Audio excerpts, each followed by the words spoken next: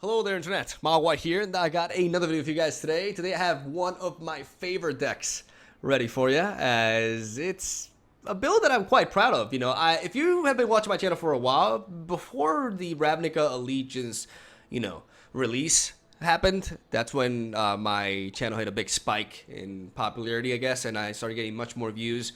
If you were here from before that, you would not be surprised by the archetype I'm going to showcase off. It's a Reanimator deck, and I have done a couple of Reanimator videos before. I started with the Mirror, and then I moved on to Sultai, and today I have a new Reanimator deck that is, I believe, by far my best version of the deck, and I'm very excited to showcase it off for you guys. Before I get into the actual deck explanation, real quick, I'm going to go ahead and say I'm pretty sick today, which is why today's video was uploaded a bit later. I had to go to the doctor in the morning, and I wasn't able to stream because of that.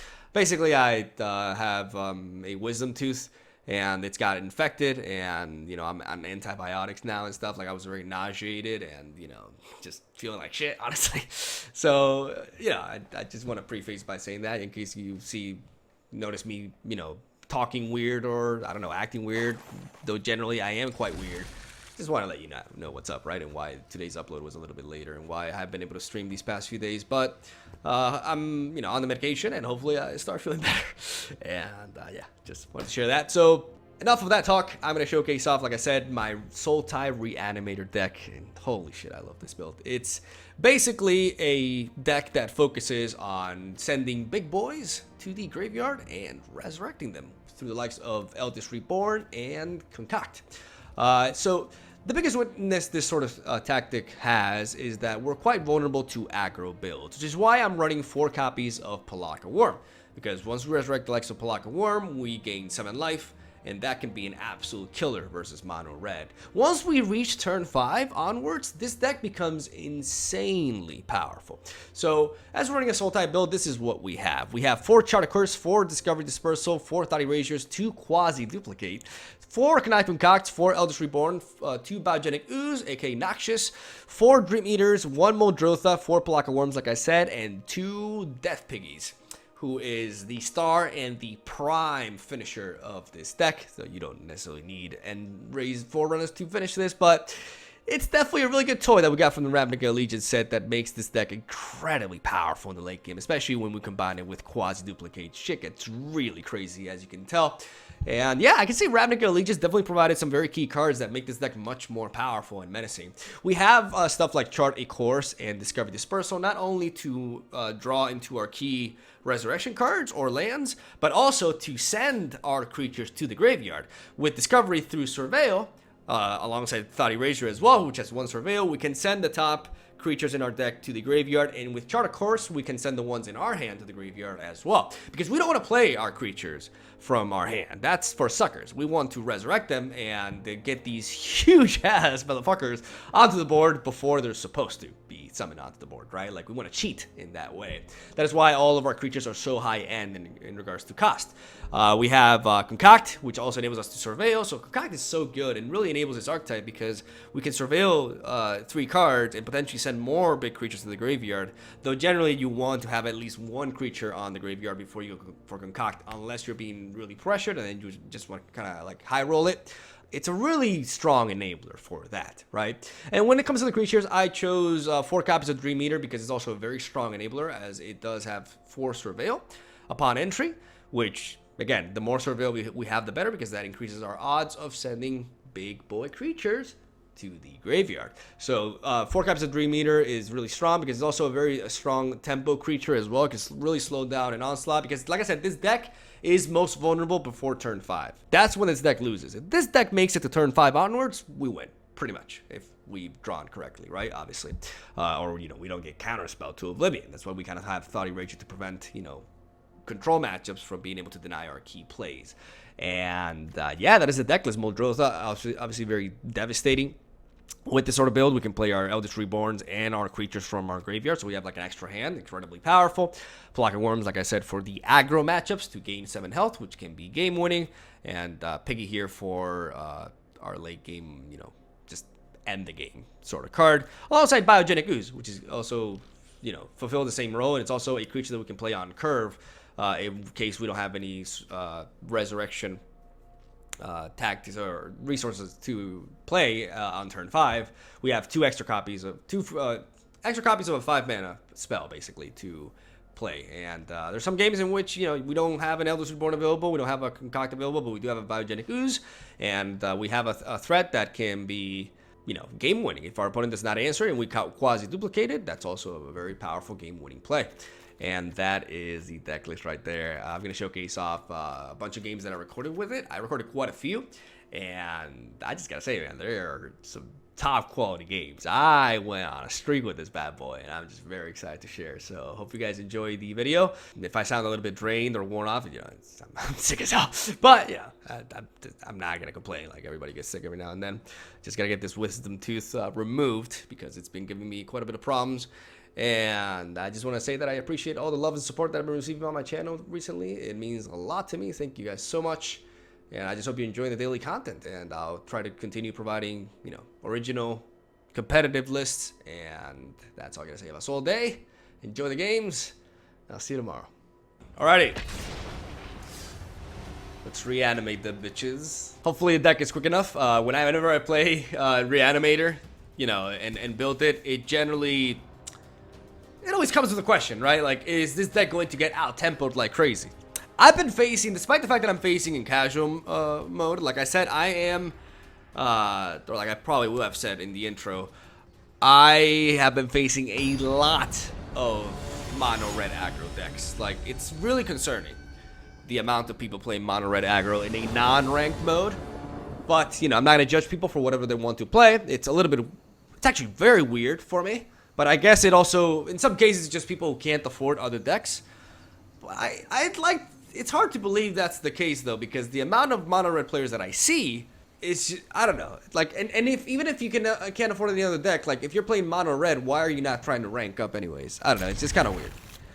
I always thought, like, this mode would be for people to try out new decks, interesting ideas, and think outside the box, but that is definitely not the case, right? So we're very geared for that. We want to punish people who want to spoil others' fun, because I do face a lot of people with interesting decks here, so we're going to spoil that. But it seems our opponent is playing some sort of Gruul, maybe a Gate deck. We're going to take a look at his hand, at his secrets, and we're going to Thought Erasure.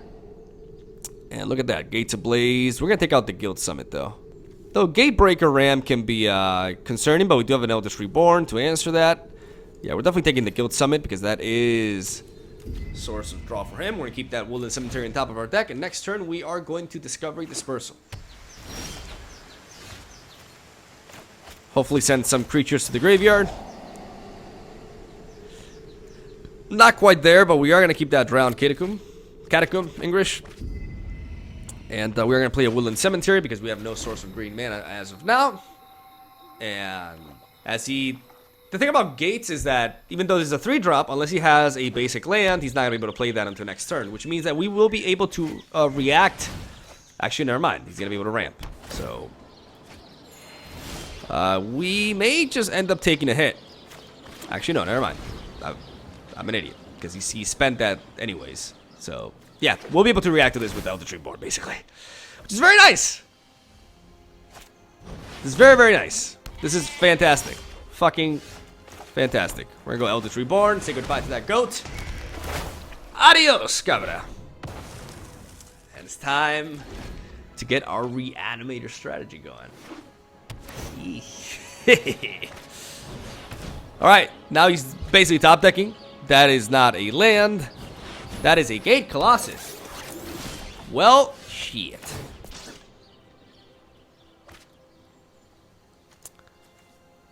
I am gonna risk it. I'm gonna go for the Concoct. There we go, baby. There we fucking go. Yu-Gi-Oh! We're gonna get the Sphinx, surveil some more. Oh, this is beautiful. Oh, ho, ho, ho, ho. Those two there. Quasi-duplicate. Oh my god, quasi-duplicate. We're gonna send all of you here. Because if we top deck a land, we can duplicate that fucker twice. Oh my god. Yes, please get that out of my sight. Oh, game one. We're gonna go crazy on this guy. Oh my lord. Oh, we were just one land away. No, give me the good shit.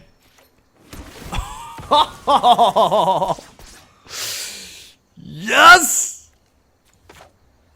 Yes, please! Okay, we're gonna go with this first. Seen as... There we go. We're gonna send Palaka Worm to the graveyard.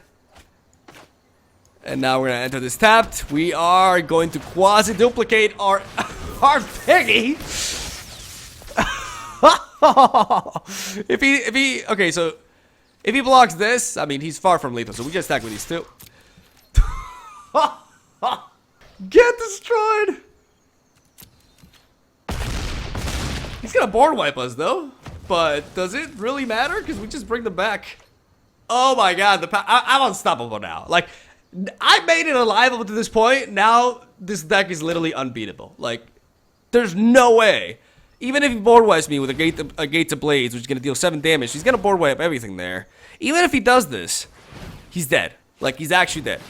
That's a really good top deck for him though, because all he needs to do is tap 1. He gets to draw a card, which could be a gate, and if that's the case, he can draw into the gate Colossus and play it again. But not even that matters. Not even the craziest top decks matter. I'm telling you, like, at this point, we cannot lose. We have so much fucking power in our hand. It is actually disgusting.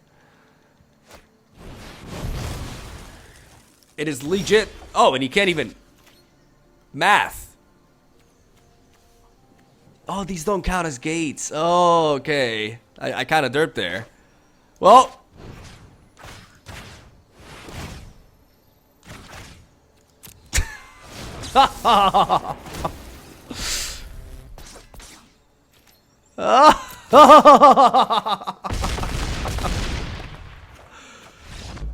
Piggy Reanimator, boys. Pig Reanimator. The most OP deck in Magic the Gathering.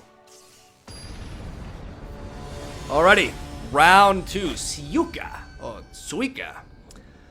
is our opponent, and we have a decent enough hand.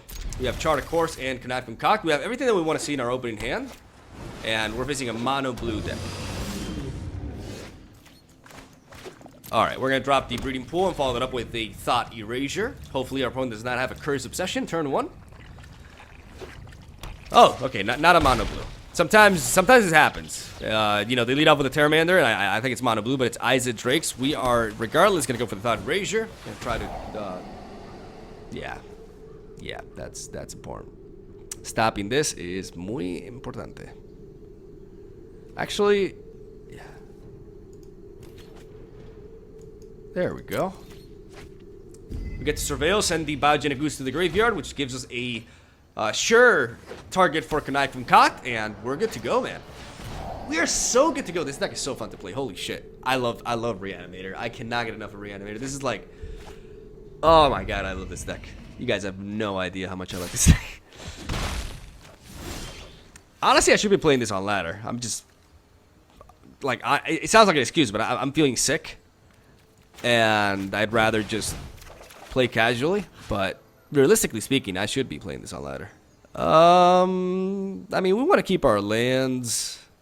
I mean, what are the odds we don't draw? I mean, we need to ensure. I mean, next turn, what are we going to do? We're going to play, we could play Connive, but we're probably just going to Thought Erasure and Chart of Course again, so there's no reason not to drop one of these. Because if we Chart a Course and Surveil, there's no way we don't draw into another land. So we'd rather keep all of our resources here. As our opponent, I mean, okay. He's not going to play Crackling Drake right off the bat. There you are. We are going to lead off with Thought Erasure. We may get countered here. Quench. Yep, that is something we definitely want to get rid of. Want to keep that there. I mean, we need to make sure that we draw, though. We need to make sure that we draw. Okay, there we go. Like, we need to make sure that we can actually, like, curve out here. That's, like, the most important thing. I think Eldest Reborn. Yeah, we Eldest Reborn here.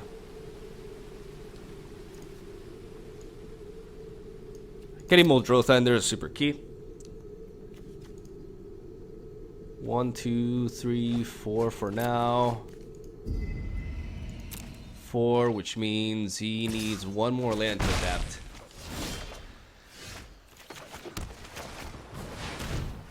There we go. There we go, baby. There we fucking go. I was worried about getting countered there, but Thought Erasure preventing the counter spell. Quench would have really sucked, but now we're going. We're going, we're getting there, and we are... Yeah. English. Let's see what he opts with this card. An Essence Scatter. I mean, I know he has Quench, so I don't want to play into Quench. Honestly.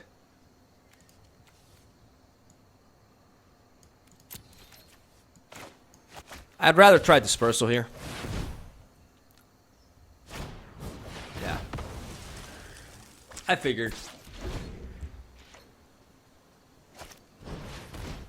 Because now what we can do is we can bring back Muldrotha and we can Eldritch Reborn again anyways. But I don't want to have my Concoct countered here. We're going to take a big hit.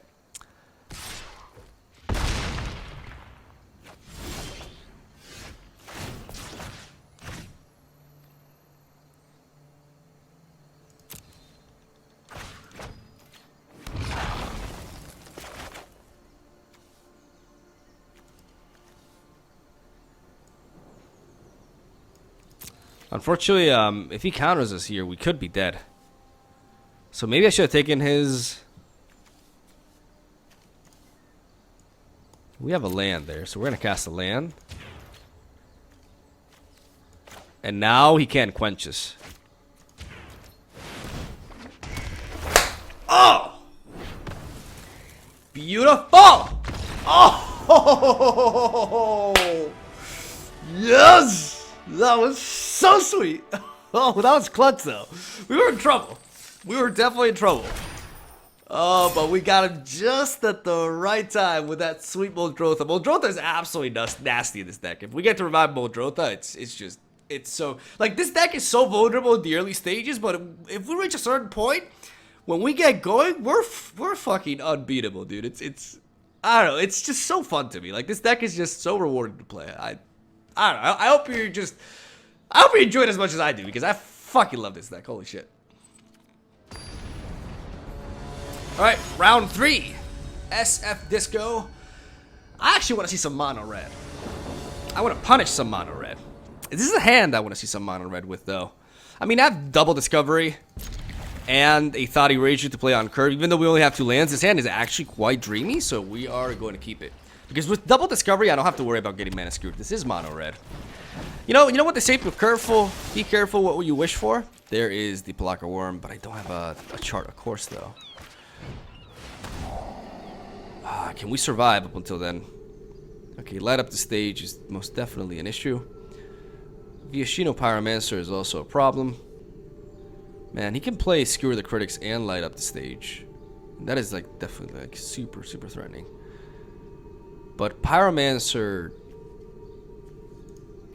is just something that can definitely get out of hand more. Right, we're gonna send the Discovery to the graveyard because we already have 2 of them in hand. We have the Palaka Worm, but obviously we gotta get there. We gotta survive up until then.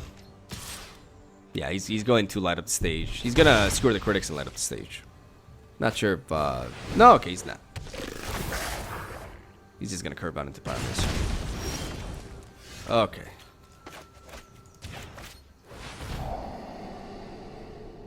I mean, that's the resurrection tool that we need, and that's the land as well.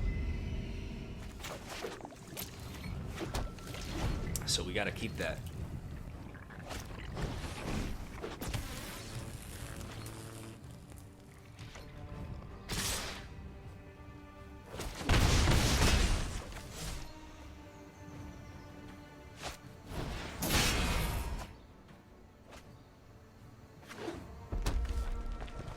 Just gonna hit us there.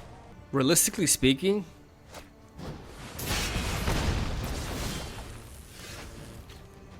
I mean, the only way... Okay, so next turn we're gonna take 5 damage 5. He's got lethal. Like, next turn, he actually has lethal on us. So, unfortunately, we 100% have to do this. Because this prevents 2 damage. But, I mean, it's like, we're just kind of dead anyways, right? But maybe there's a world in which we can stay alive.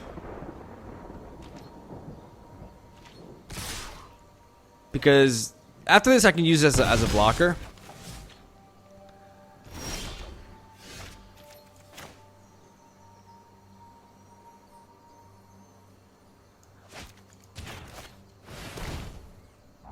Maybe if I top deck into a... It has to be into a chart of course here.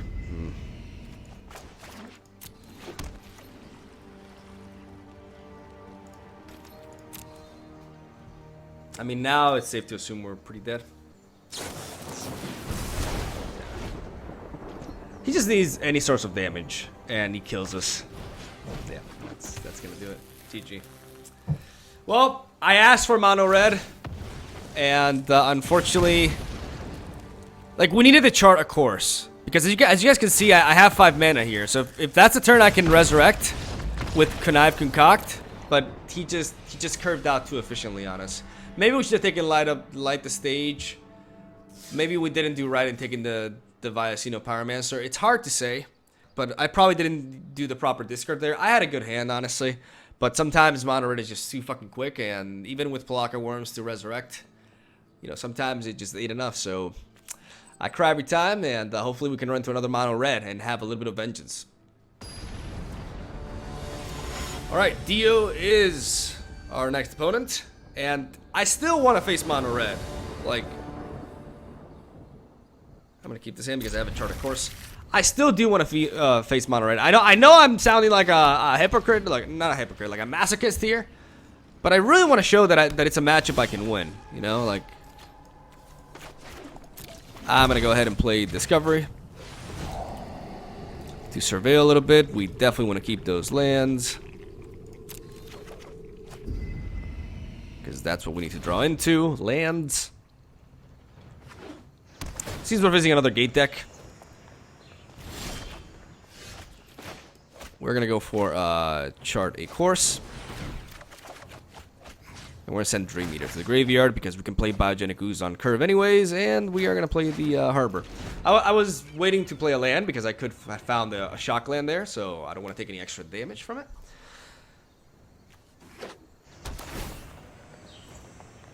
Okay, so for now our opponent's having a bit of a slow start. That's good. We play our shock land now. And next turn is when we get going. I would love to see like a goat here. Oh, it's a mill deck. That's kind of gonna help us though. That's potentially gonna help us here. I mean, I'm just gonna drop my ooze. No reason not to curve out into the ooze here. We do have quasi duplicate, so we can just go crazy on him. If you want to mill us, I don't think. Yeah, I don't think you're gonna be quick enough here, bruh. And I do think we are going to Dream Eater that back. Yeah, I like this play. We're gonna go Dream Eater. We're not gonna you know, mill ourselves. We're gonna return that to his hand.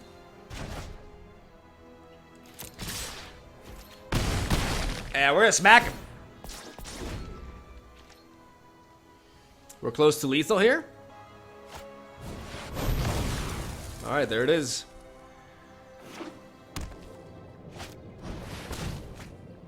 But see, now that we returned that, he can't continue to mill us here. So we're gonna go for Eldritch Reborn right off the bat. Because that means that we will be able...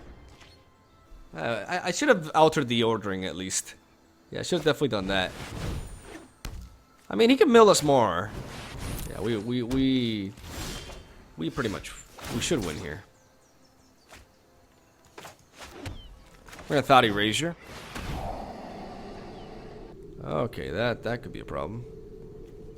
I mean, we may as well take that. We're not gonna like.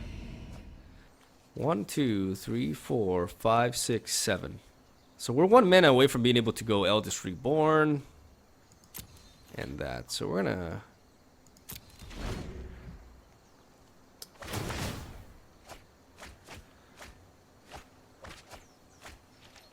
I mean, this Hydroid Craxus is gonna hurt, don't get me wrong, but I'm pretty sure you're dead.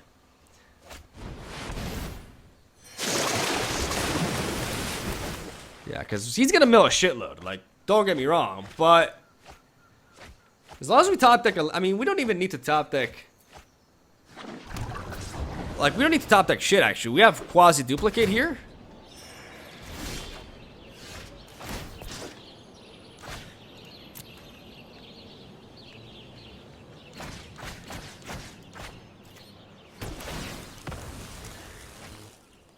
And it's over.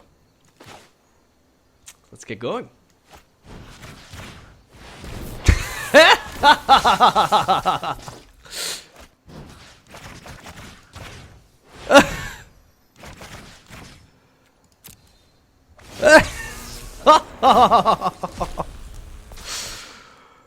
Yep. Booyah! Oh, no milling today for you, my brother. Oh, that was glorious.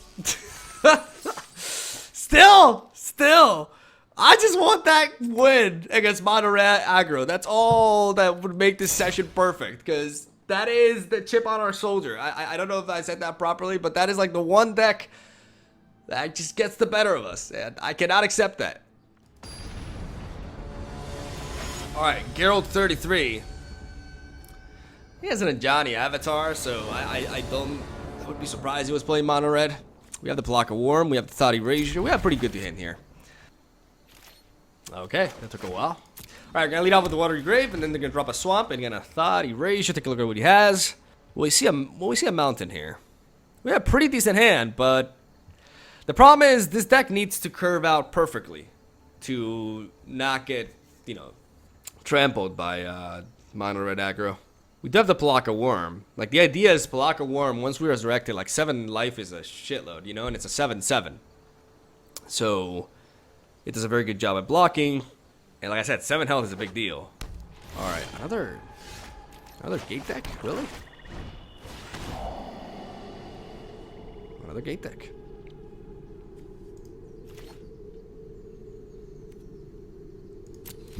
I mean, we're gonna keep that there. He needs a blue source of mana to be able to grow Spiralist, though. I do want to keep the Eldest Reborn there, though. Like, I do feel I could get screwed. Like, I have 2 turns to draw a land, otherwise I get blocked here.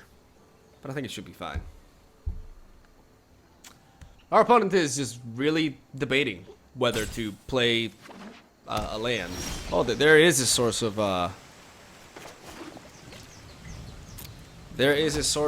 blue mana.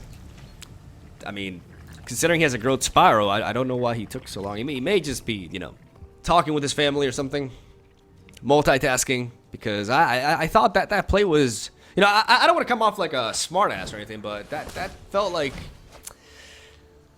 the obvious play. But he's going. Now he's going. He's getting there. And we are at the mercy of our draws here, ladies and gentlemen. We need to curve out into a land. Preferably a green source land.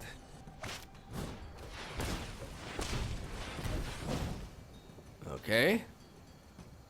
I have 25 lands in my deck. Hopefully we do draw into that sweet land. I mean, we draw into a discovery, which is nearly as good. We're gonna be sending Eldest Reborn. No, I mean, I'm gonna send this graveyard. I want to make sure that I have the best chance to draw into an actual land. Like, I don't want to get screwed that way. And you know, I get rewarded for that line of play. As now what we're gonna do is we're going to discard. What are we gonna discard? The Palaka Worm, right? Yeah. Now our opponent could easily play the Archway Angel. And then we can follow it up with the Eldritch Reborn. Yeah, by sending the other Eldritch Reborn to the graveyard, I ensured that I would, like, that made a difference between drawing a land that turn or not. Which is very nice, because if we draw into another land, we could even Dream-Eater if we want to. But I think if he plays the Angel, we definitely play our Eldritch Reborn. Like, there's no doubt about that. But if he opts to preserve the Angel and not play anything, or at least not play a creature, then I mean, he needs to try to apply some pressure here. But he may want to keep this for the health gain. But he knows that I'm not applying any like early game pressure onto him, so I don't think. Okay, that makes sense. All right, so now I would actually rather draw into another land, because that means I can play a Dream-Eater at the end of his turn, and I can Surveil, or I can just Concoct. That's also good. That's also pretty damn good. There's the Quasi-Duplicate. I do want that source of land up there. I mean, let's just keep it like this.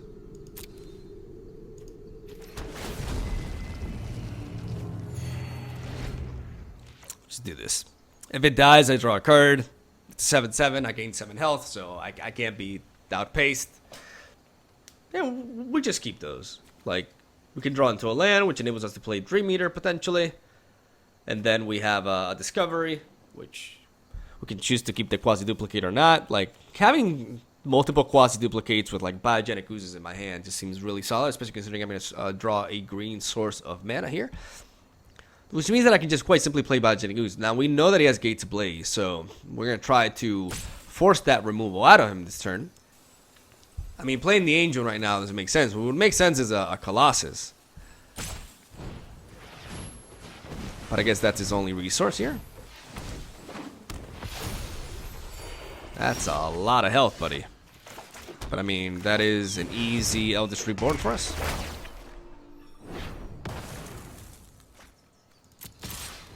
And we're going to smack him.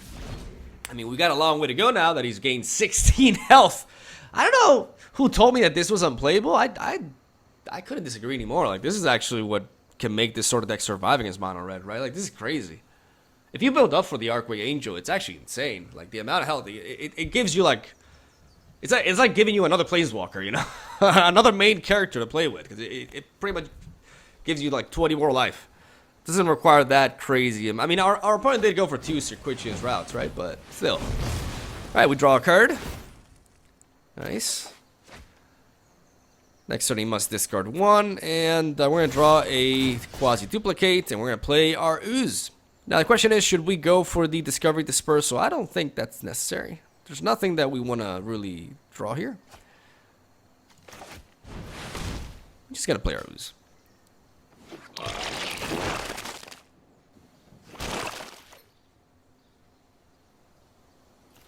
Now we can't get too greedy,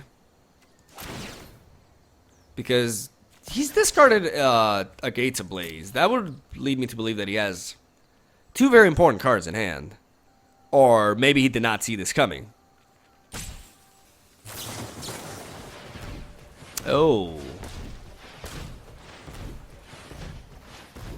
Okay. A Gates Nexus deck. Alright. Cry every time. But he's literally top decking, so it's not like he can abuse Nexus of Fate too much. Obviously, Explosion. Explosion is something we have to consider, but we have gained quite a bit of health. So we're definitely not vulnerable to that, but a top deck Explosion could be quite troublesome for us. So we are going to top deck. We're going to play the Biogenic Ooze. Like, no doubt about it. Okay, 4, 5, 6, 7 mana. I mean, we're quite simply doing this.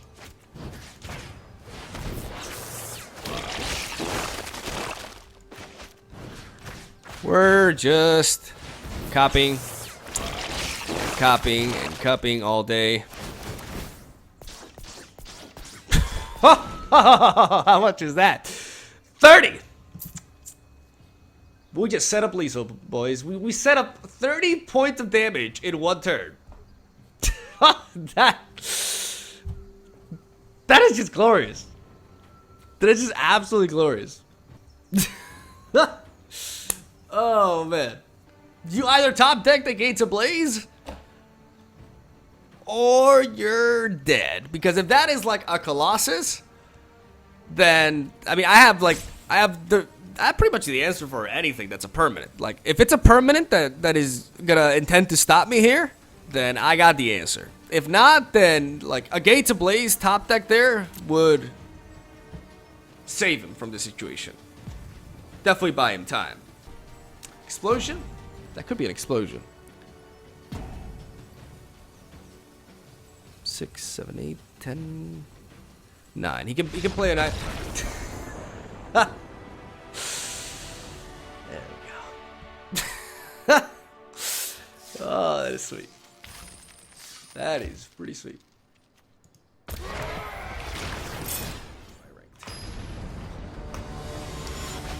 Bare minimum. Alright, so as you can see, I switched to ranked because I'm very happy with the games that I had.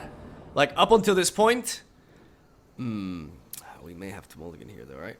That would suck, because, you know, I like having a Thought Eraser in opening hand, but yeah, this is a mulligan here for us. This is much better. So, as I was saying, I had all, like, up until now, all the games that I have are pretty much all the ones that I'm going to upload, I'm pretty sure. So, I'm very happy with the game quality that I got. But I'm a vindictive motherfucker, and I want to get a matchup against mono red aggro. So, I figured that on the ladder, you know, if that's Rakdos aggro, that'll have to do. That'll quite simply have to do. It may not be mono red exactly, but I want to beat some aggro ass. Okay, that is not. Okay, let's take a look. Is that Grixis? Alright. Well, this guy pissed me off, so...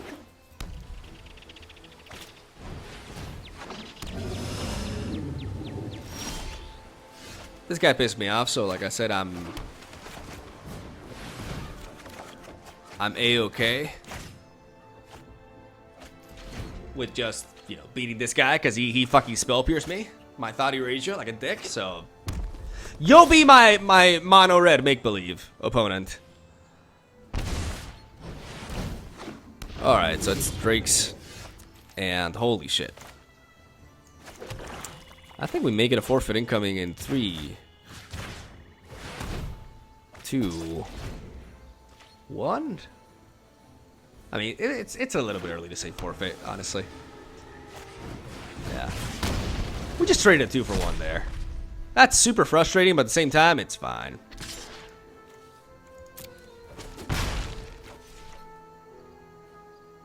Like, he can recover for that, but can he recover from this? Yeah. Oh, no, don't counter us. Oh, come on, come on.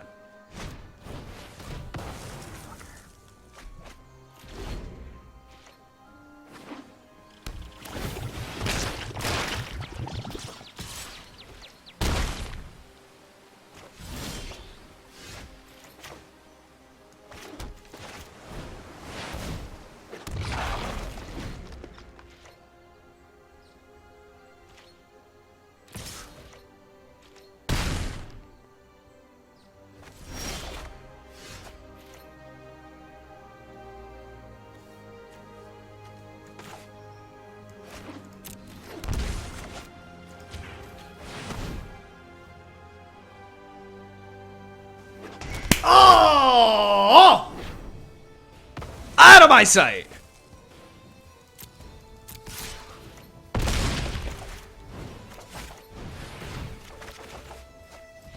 I mean, I should have done that first because I wanted to discard Blocker Worm anyways, but I can play it from my hand, right? Oh, baby! Oh, that felt good.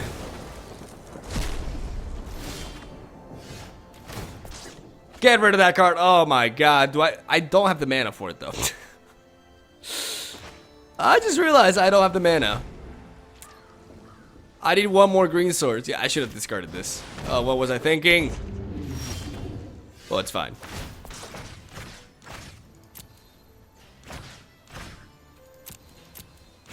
Alright. It's fine.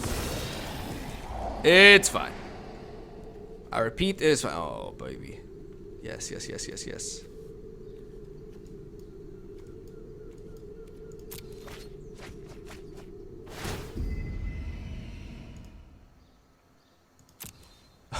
We're just gonna have to do like this.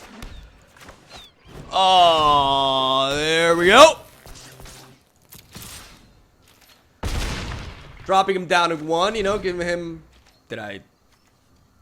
Oh, yeah, I resurrected that guy there. What am I talking about? Nice. He pissed me off with the spell period, so I'll take that. we had the session with a rank up. I unfortunately do not find a mono red deck to have Vengeance on. But I do really legitimately believe this deck can do it. Like I said, we have Palaka Worm, which, you know, if we play on turn 5, but sometimes it's just not enough, man. Like, you just gotta admit that maybe I need to, like, main deck some Moments of Cravings or something if I want to beat mono red, perhaps.